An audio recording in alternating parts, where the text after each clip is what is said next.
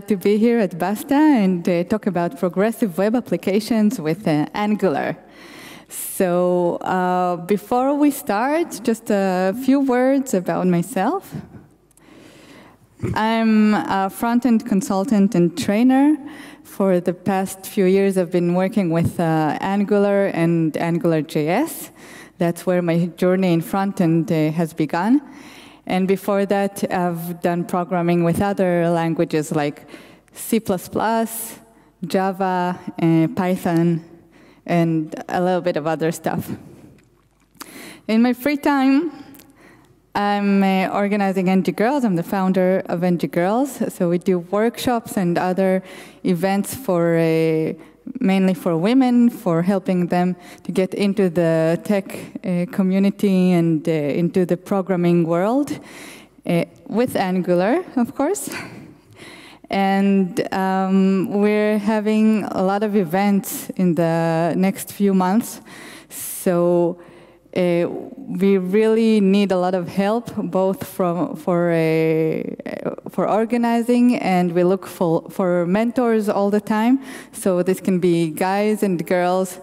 If you're interested in helping, the events are all over the world, and you can also organize something by yourself.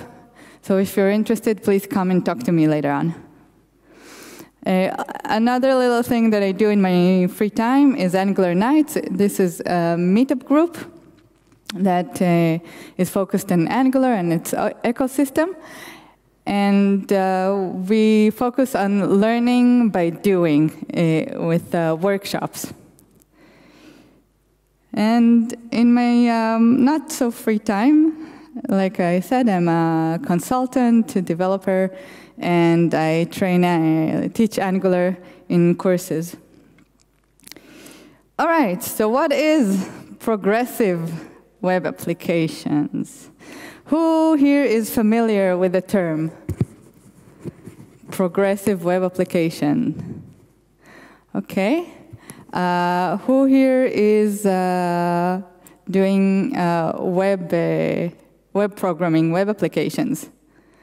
All right. Front end, mainly? Okay. Angular? All right, a little bit. React? Okay, great. Vue? All right, great. Oh, do you hear me better now? It's, yeah.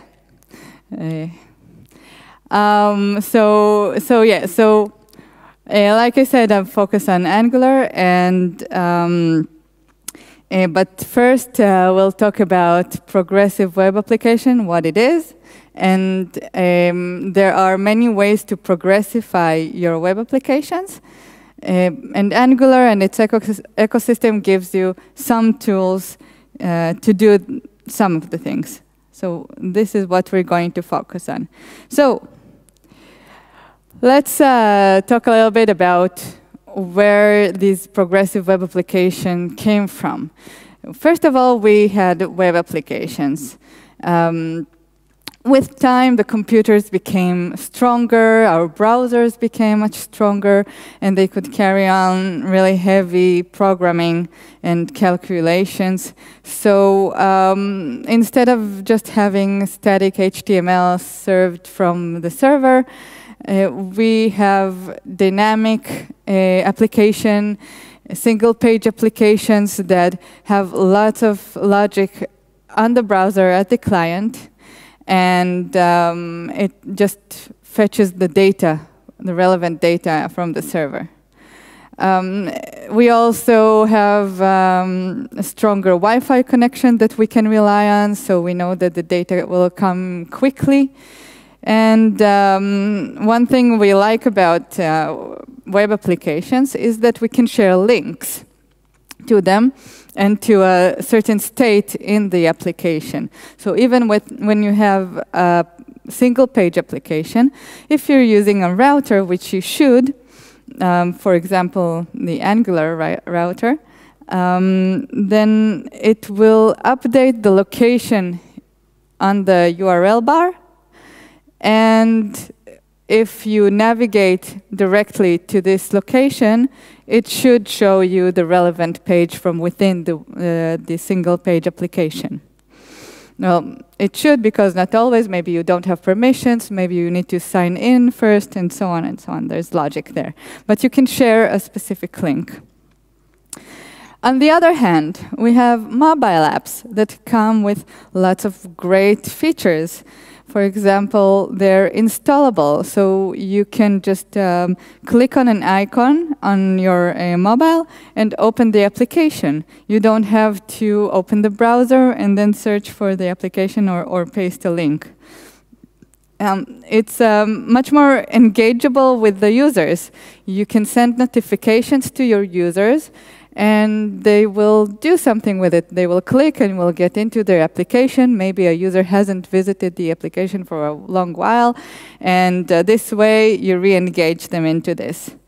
And you have the API of the device. You have a camera, the phone, location, GPS, and lots of other stuff that you can really use in your mobile application. You have native API for using them. But there are also some annoying things with native mobile applications. So first of all, they're installable just through the store. You have to search them in the store, in the application store, whether it's Google's or iOS and so on. They're not linkable. All the things I said before, that you can share a certain state in the application, you can't do this in a native mobile app. Permissions. When you install the application, when the user installs the application, it needs to get all the permissions ahead of time, at this moment. And when you look at this, oh, it needs my contacts and camera, oh, and SMS messages. Why does it need that? And all my pictures, and I don't know, maybe I won't install that, right? And then you have the same problem every time you have to update the application if there are new permissions that it requires. And updating is usually not done in the background. You have to really give permission for the update itself. So good things and also not so great things. And then we have the best of both worlds. We take what we like in mobile applications, and we take what we like in web applications, and we put them together and progressify our web applications.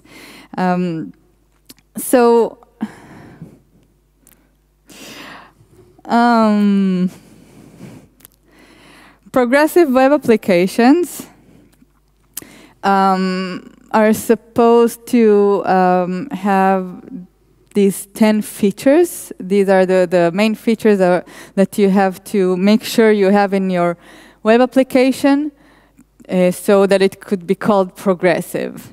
Okay? And you can take these 10 things and put them in short in the 3 pillars of progressive web applications.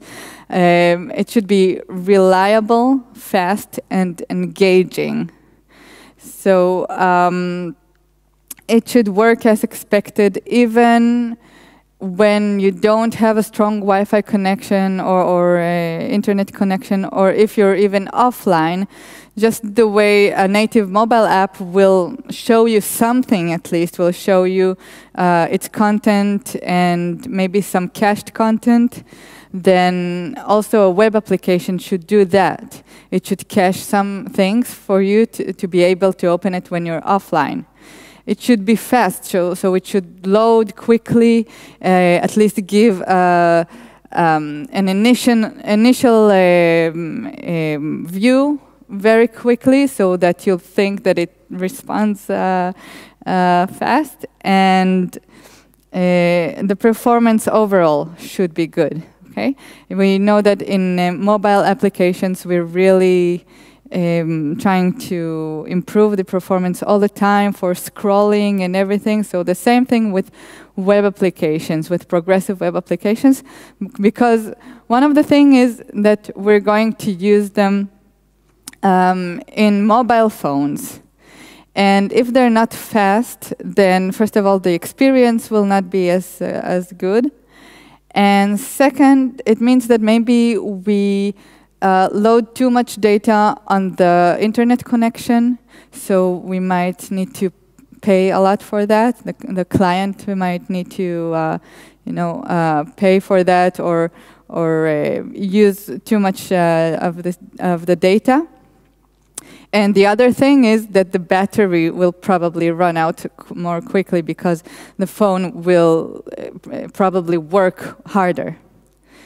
Also, something to note is that the application should be secure, so it has to run on HTTPS, sorry. HTTP2 will help us with performance, but it goes together. And engaging, so the notifications can help us with that. So web applications can also have notifications now, just like mobile native applications. So that's really great, and we'll see how we're going to do this. So maybe you're thinking, oh, but the browser, does it have a connection to the camera? Does it can it get the location? Yes. Well, a lot of the mobile features that we have on native mobile phones are already implemented in the browsers. So not in all of them, but some of them at least, the main ones. And this is a website that can tell you, it updates all the time, what we can do in the web today. Okay, so you can see that most of the features we can already use. And now, if you're developing for iOS users, then some of the features,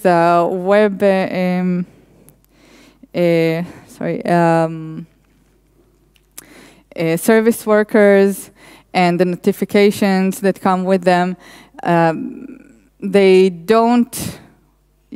aren't really implemented yet, but just a few weeks ago, Apple has announced that it has come to the realization that everybody wants to develop progressive web application, and it's a very common solution, and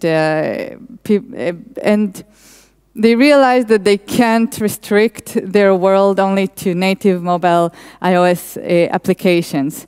So they said that within a year, they will also implement all the features that will your Apple phones will be able to run progressive web applications. All right, so I've talked just a little bit about what a progressive web app is.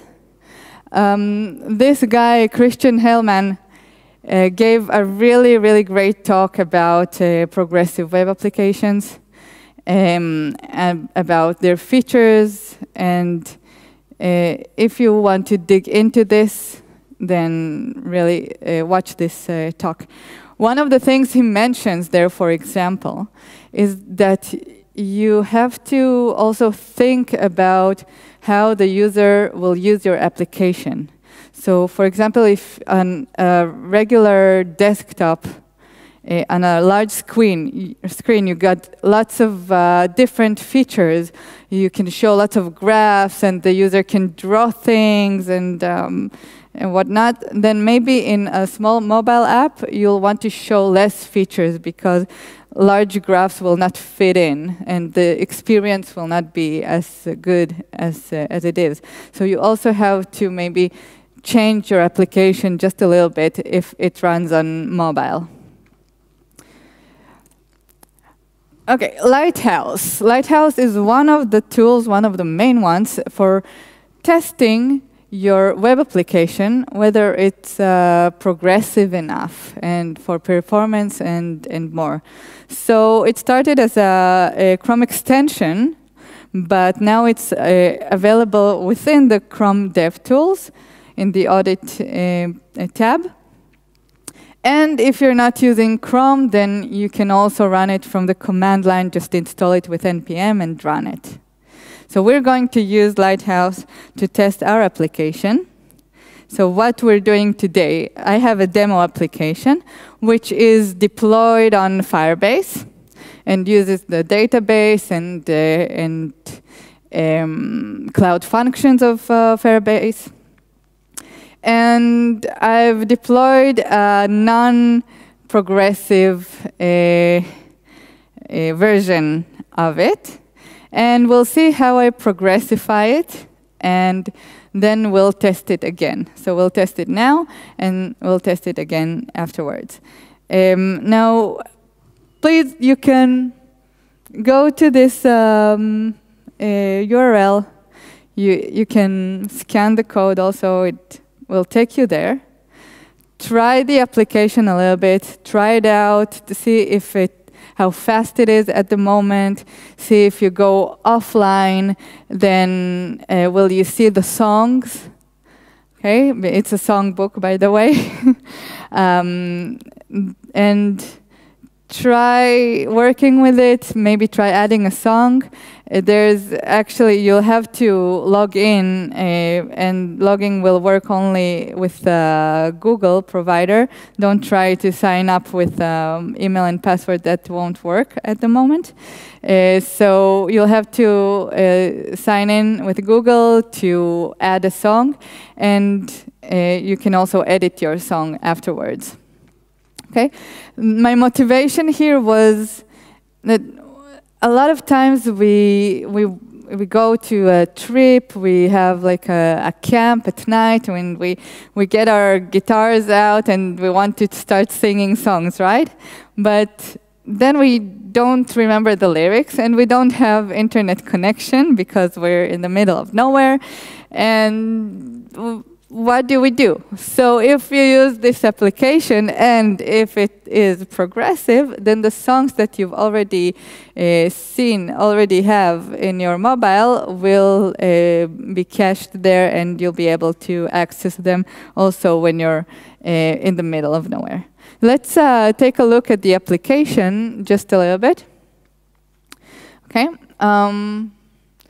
So it's very simple. You have a list of songs. When you click on them, then you get the song. Now,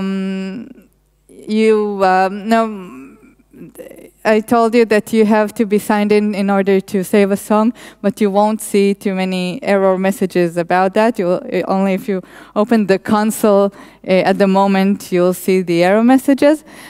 And so you can actually do this, but the song will not be saved. So you have to sign in with Google. I'll choose one of my accounts. And then we can actually add a song. Takes a little bit time to load. What song would you like? I think it's kind of needs a refresh to get all the songs back. A little bug, sorry. Give me a name of a song to add here. We are the champions. We don't have it already? No. Awesome. We are the champions. So small. Lyrics.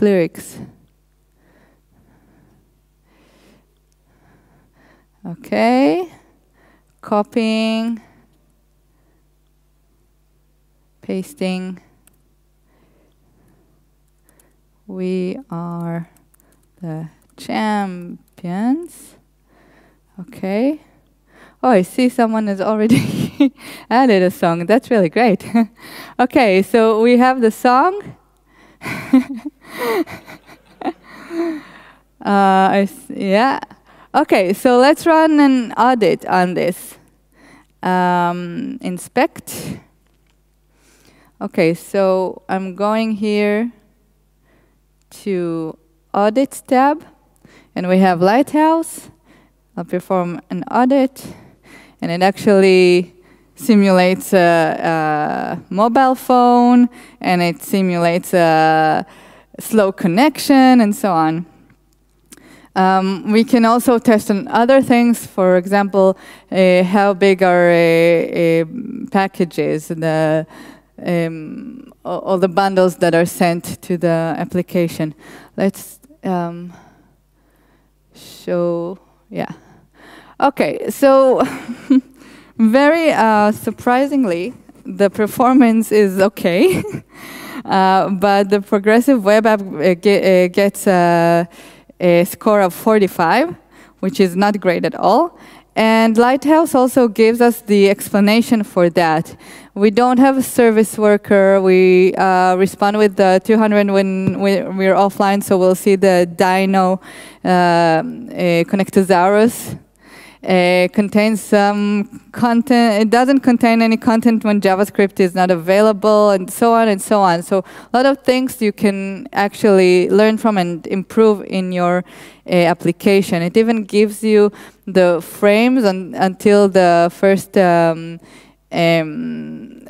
visualization until you see the application itself. So you see that for almost 4 seconds, you don't see anything. And that's quite a lot of time. A user might not be very happy with that. Okay, so there are also some green things, some good things, but a lot of things that we can improve. Okay, so we can also see if we put the network offline and reload this, then here's the Connectosaurus that I was talking about. You know that, right? And oops. And we can see how much data is transferred. What? Only 27 kilobytes. Might be something really good with Firebase. Oh, yeah, I know. There were lots of icons that weren't loaded here. Yeah. So I'm adding icons later on so you can install the application. So right now it's a pretty lean application. Okay, so not too bad. Okay, because I'm also using Angular, and it also gives me already lots of great tools for minimizing the bundle as much as it can. All right, so let's go back to the slides. And so I'll tell you about how I built this application. So I'm using Angular and Angular CLI. And Angular CLI gives us tools for building, like I said, a small and lean bundle of the application. It's doing tree shaking and other things to get the performance better. Now, in Angular CLI, we also start having tools for progressive web apps that I'll show you in a moment. And these tools are still in testing. Some of them are still under development. So you can expect more and more tools to be baked into this CLI. I'm using Angular Material for the components of the application, Angular Material 2 actually for Angular, not AngularJS. And I'm also using Flex Layout, which is also a package that comes with Angular. And I will show you in a moment some real great feature that I've used for this application that Flex Layout gives us. I'm installing Angular Service Worker, which is a package that will help me create a service worker. And like I said before, it will be baked into the Angular CLI, but right now you have to do it manually. As for the backend, I'm using Firebase, like I said, which gives me hosting, authentication, really out of the box with all the best practices that I don't really need to think about. It gives me the database with real-time database. But I need to tell you here,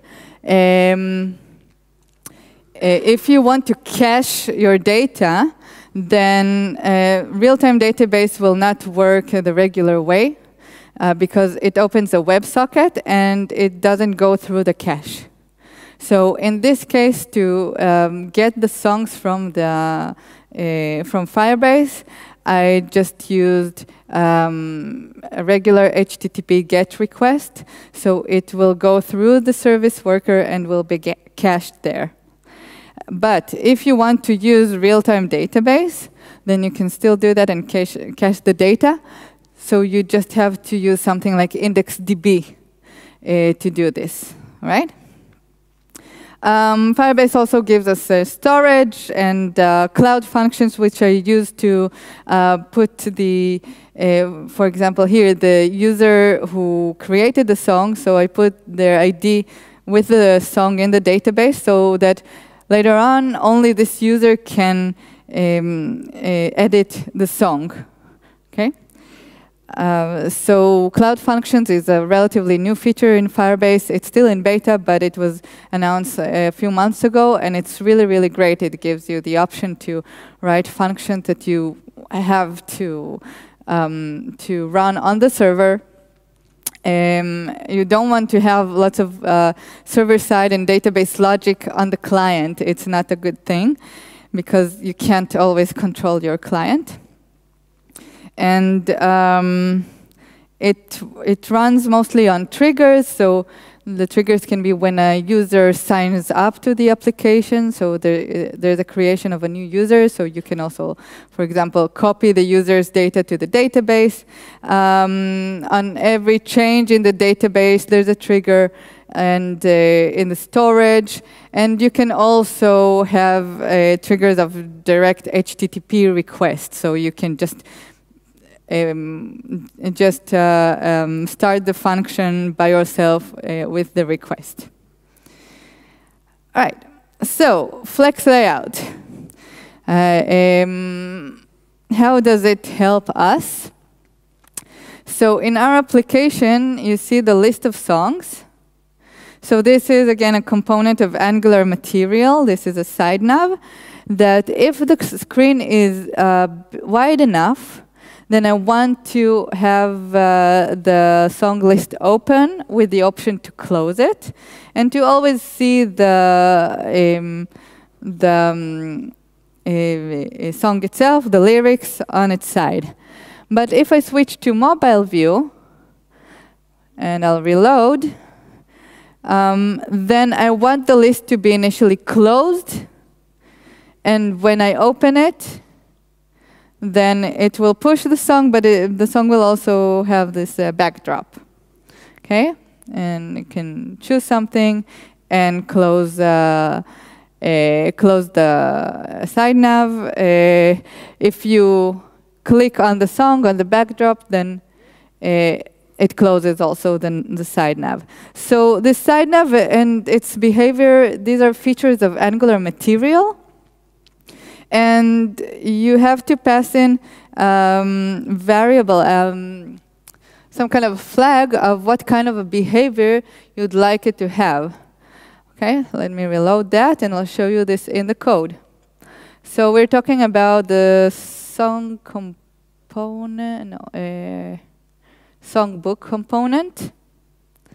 Okay, so here it is, the side nav. And the mode is, that's an input that comes with a side nav. And I bind it, instead of just having here a hard-coded string, I bind it to side nav mode. So let's see this. So on init, it checks whether this media is active extra small. So what is this media? It's an observable media, which is actually part of Flex layout. So flex layout gives us directives for flexbox behavior on the elements. So we can actually put these directives on the template, and it will have everything that CSS flexbox gives us. But in addition, this is a really, really important feature because I can't control this through the CSS with media query. So it gives us this in the component in the JavaScript or TypeScript. Okay, so this is how I bind to different modes. All right, let's move on. Okay, so this was the flex layout.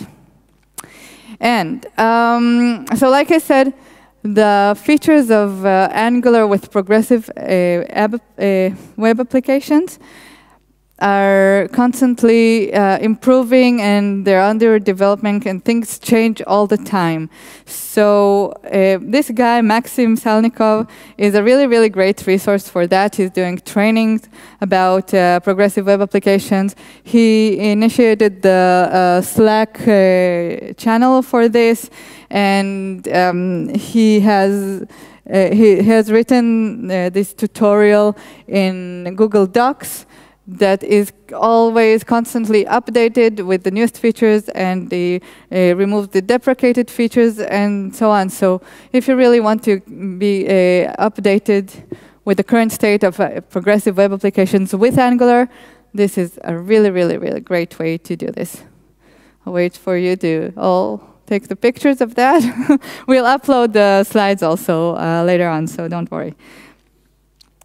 Okay, so we start with this initial state, but this was, I guess, an old version with not so great performance, only 68, but the progressive web app got a really, really low score.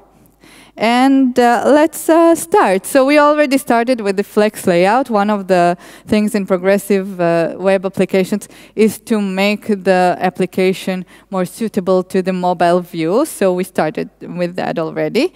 The next thing that we want to do is make it installable and have an icon, and also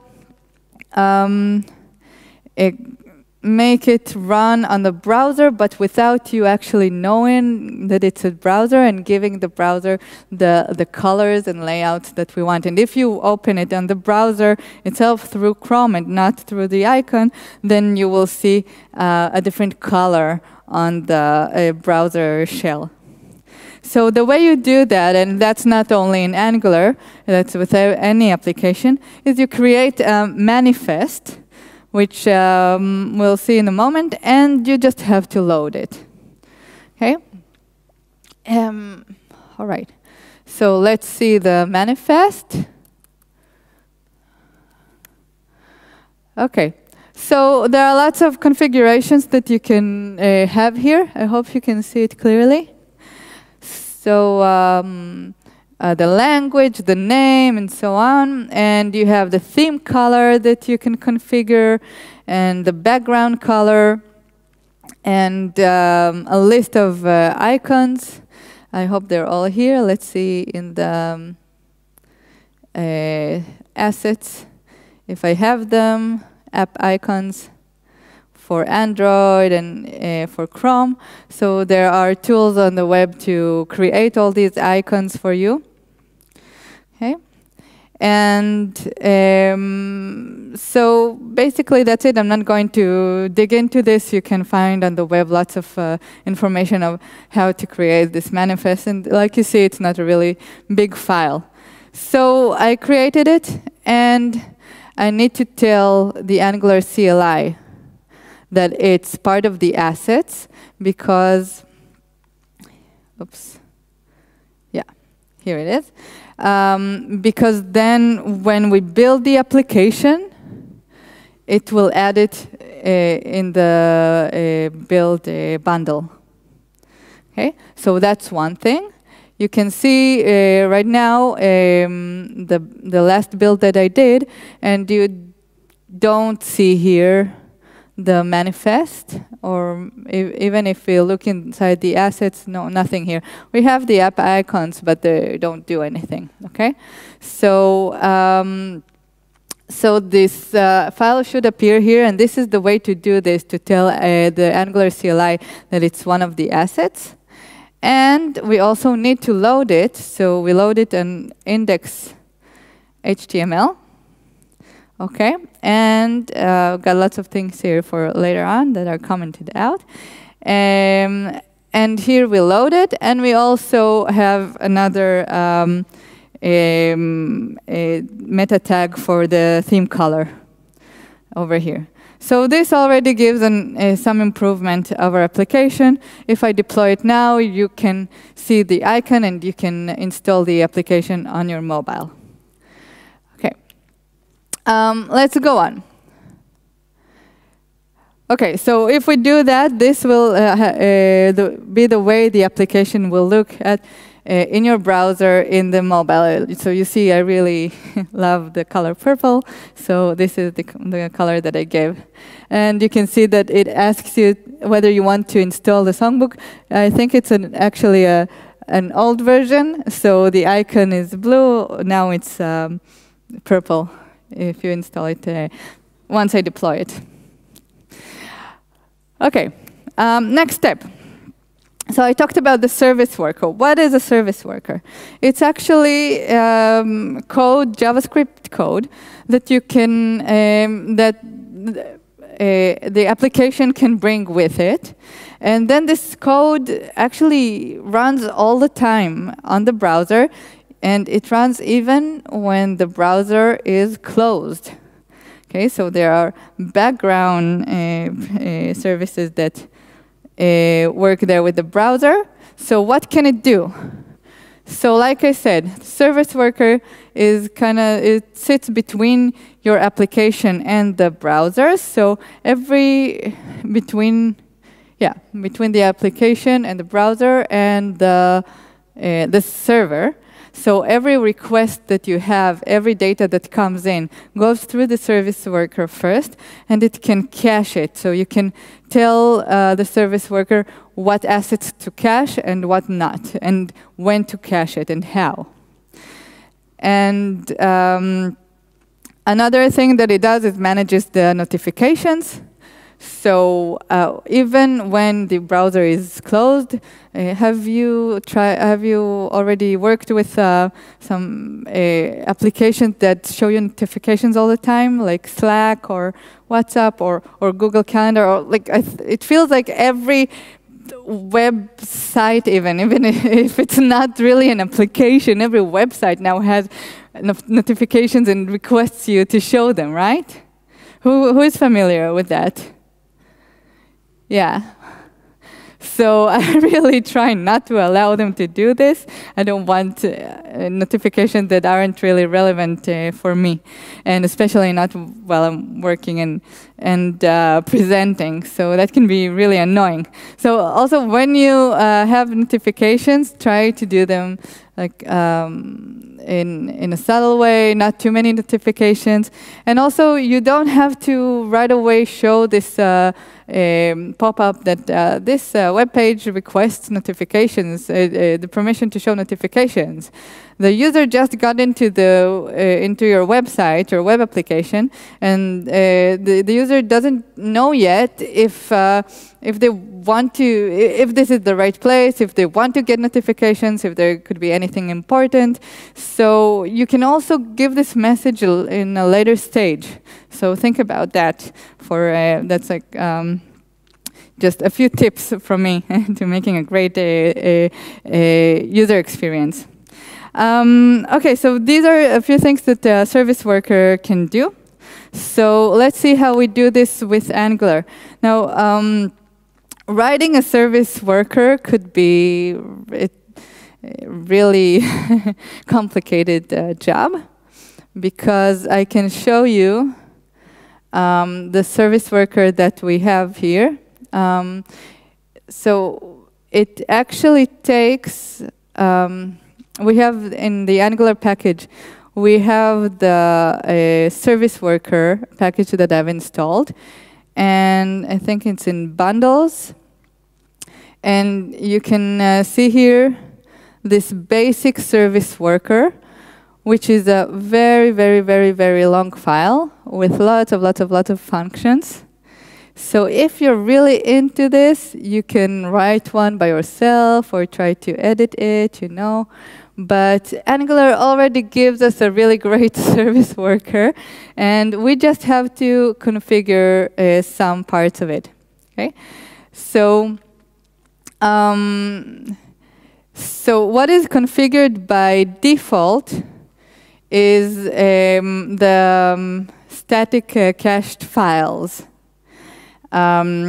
which is, well, once you use this, and you have to also, let's go back to the CLI. We go to our app, and we have to say, let's see if I have it here. Yeah. You have to add the line service worker true. So it will analyze your application, analyze the static assets that it has, and will create a web service worker manifest that lists all these assets, and will create the service worker based on this. So let's run it. Let's run ng build. Now I'm using two flags here: production for minimizing the app for production mode, and also another build optimizer, which is kind of still in testing and in development, which also optimizes the build a lot. So let's do that. So we're supposed to get now in the dist folder also the manifest and the service worker. Okay, so let's here. Oops, and the dist folder is gone. I hope this will work quickly. Okay, while it's working, maybe we'll go back to see a few other things. Okay, the next thing we'll add is an app shell.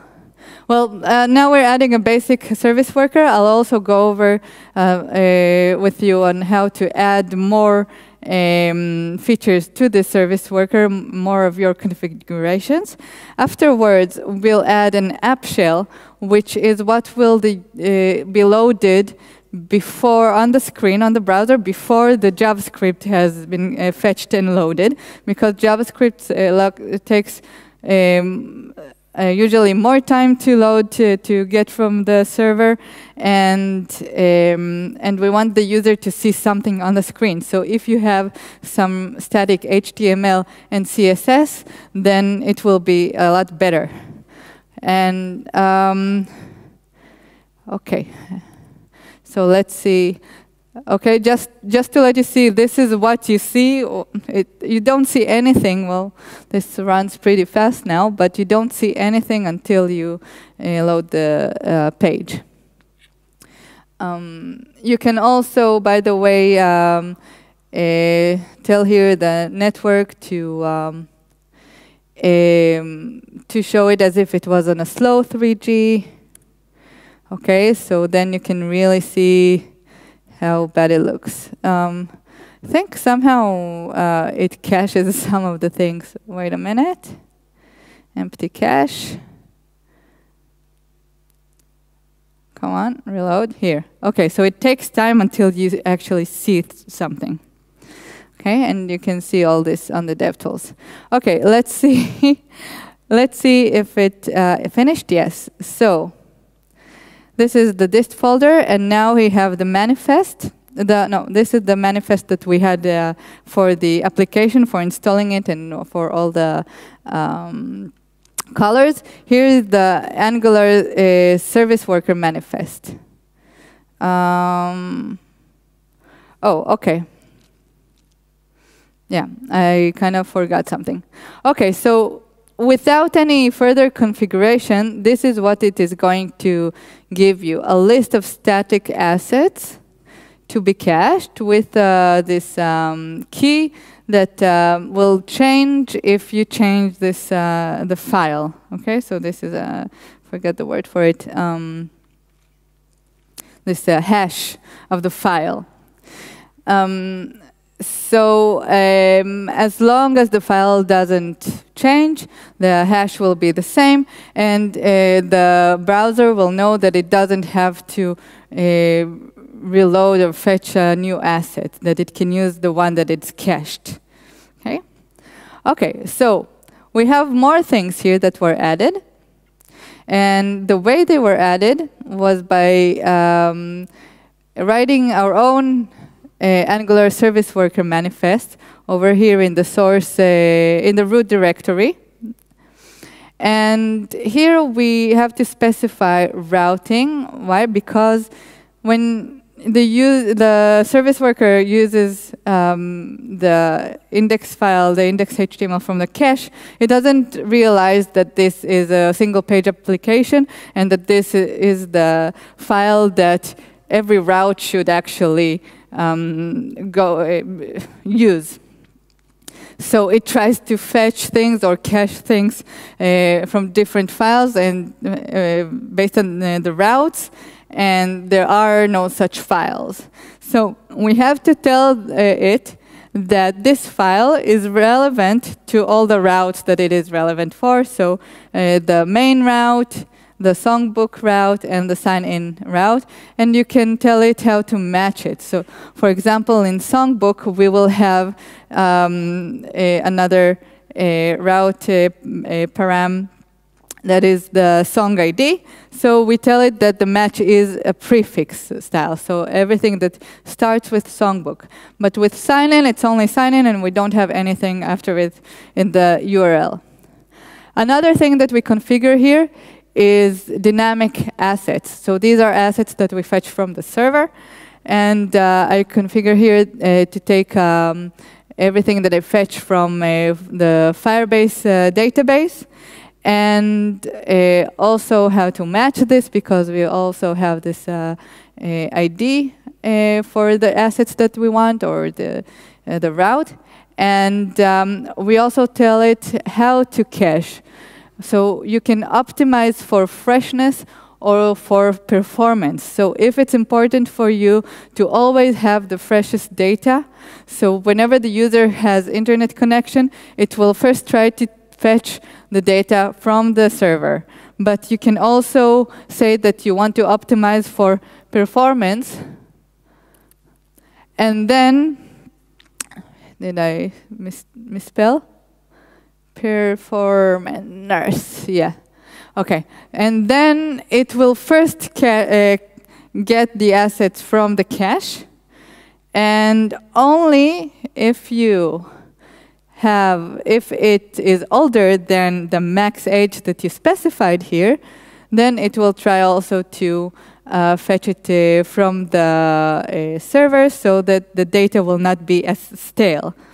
And you also can specify the strategy. So how many entries you'd like to cache, and how do you decide which entry to, if you have more than 40 in this case, which one to delete from the cache. So LRU, least recent used. So the least recent used will be removed from the cache. Let's get it back to freshness. And you can configure a few other things. For example, external resources. If you're loading fonts, for example, from some external server that you don't control yourself, then you can also specify it here, and it will also cache it. Okay, so just by having this file here on the root directory, it merged it with the basic, with the service worker manifest that it has created by itself with all the static assets, and added all our configuration here. And it creates the service worker file based on this. So this is the worker basic, and it already has everything in there. Okay, and like I said, there's the one more thing I want to do is to add an app shell. So in Angular, we use our own components, but If Angular hasn't loaded yet, then it will show the content that you put inside the component tags. So I have here something ready for us. So this is basically, I'll put it inside the root element, root component. So what I have here is a div that I made look kind of like the header. It's not perfect, but it's similar. At least it has the same color, and it says songbook. And I also have here a spinner to show instead of the content when it's loading.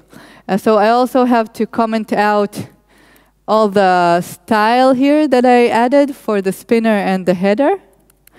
So it's all here in the HTML, so it will load really fast, and we'll see it right away. Okay, so this is the HTML file. Let's see. Okay. We can actually do ngserve to see how it works on the local. Where is the local? On our local host. It takes a little bit time. And then we will build it and deploy it and see if we have any improvement in the progressiveness of the application. So let's see. So this is how, this is the app shell that you just saw. Okay, it was really quick, but you have the header and the spinner. Oh, now it's even quicker. Okay, we can again maybe try to show it with, where is it? Slow 3G, so you'll have the chance to look a bit more at the spinner. Yeah, isn't it beautiful? Okay. All right, so it looks okay. So what I expect is to also, yeah, it takes time to, now because of the throttling, it takes time to load the songs. But what I expect to have is each song that I look at will be cached and we'll be able to see it offline. So let's stop this for a moment and let's build it again with the app shell and the service worker and everything, and we'll deploy it quickly and then see if it works. So when I first started working on it, this was the result. I hope that this time the performance, well, it already has been better, so we'll get even better results this time. And we've covered most of the features of progressive web apps. One thing, well, we kind of covered, there's still a lot of more work to do, a lot of things that you can do without Angular. For example, the safe, the one that I said about HTTPS, if I host it on Firebase, then it is already running on HTTPS, so I don't have to worry about that. You can also use HTTP2 to push resources that you need, that you know that you'll need to the user. And let's see what our status here is. Great. So I'm pushing it to Firebase. I'm deploying only the hosting because I didn't touch the functions or the database rules that are all configured. I actually initialized a Firebase project here inside my front-end project. So we have these functions. These are Firebase functions. So like I told you, whenever you add a song, it also adds your ID, your user ID to this song in a database. And we have here also the Firebase database rules that don't allow you to edit someone else's song and don't allow you to create a new song if you're not signed in. So it is there. So let's just see let's go back to our the Firebase application. So this is before I refresh. If we go to Application tab, then we can also see that there is no manifest. I hope you can see this. Okay. So there is no manifest. There are no service workers. There's nothing. Okay, but now let's refresh it. Okay, let's also take a look at the network. Here we can already see the spinner. So there are a bit more. Well, I have to also deal with this, not to push all the icons to every user, because it really gets our application like really big. So 680 or 90. Oh, it keeps getting data somehow. Okay, I need to check this. But let's see. Application. Okay, now it hasn't manifest. It shows the icon, so that's really great. All the icons. It has a service worker. Let's run an audit. Okay. I think I have to close and reopen it to refresh the Lighthouse. Okay, so we're running an audit. And hopefully we'll get a better grade. What do you say? So we'll try to use it also. You're welcome to try it now again on your phone. It is deployed with the new features. So you just have to open the browser again to refresh the page, and you'll have the service worker installed and everything. Okay. So wow, performance not so great. Maybe because I'm running on a I didn't change it in the network. The throttling, let's see again. No throttling, yeah. Okay, so well, it doesn't measure the performance always in the best way. So I don't know what happened here. But you can see that now, if we refresh the page, then we don't have 300 or 600 kilobytes transferred. A lot of it comes from, where is it? A lot of it comes from the cache. Should show it that it's from, I'm messing up with it. Okay. Here, from service worker, so you see everything that is fetched from the service worker, and only 915 bytes transferred. And I have some problems here, so maybe something is wrong with the Wi-Fi right now. Okay, now it looks better. Okay, I can load some songs. Let's load the first 3 ones just to make sure. And let's go offline. Where do I do the offline network? It's so big, so it's... Here we go, offline. I'll reload the application.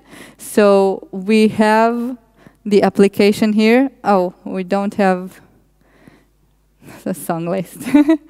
Okay, I messed up with it a little bit before the talk. So I guess it didn't make it into the cache. But if I go to offline now, then you can see that some songs, it will not load at all. But the first, no, something is wrong here.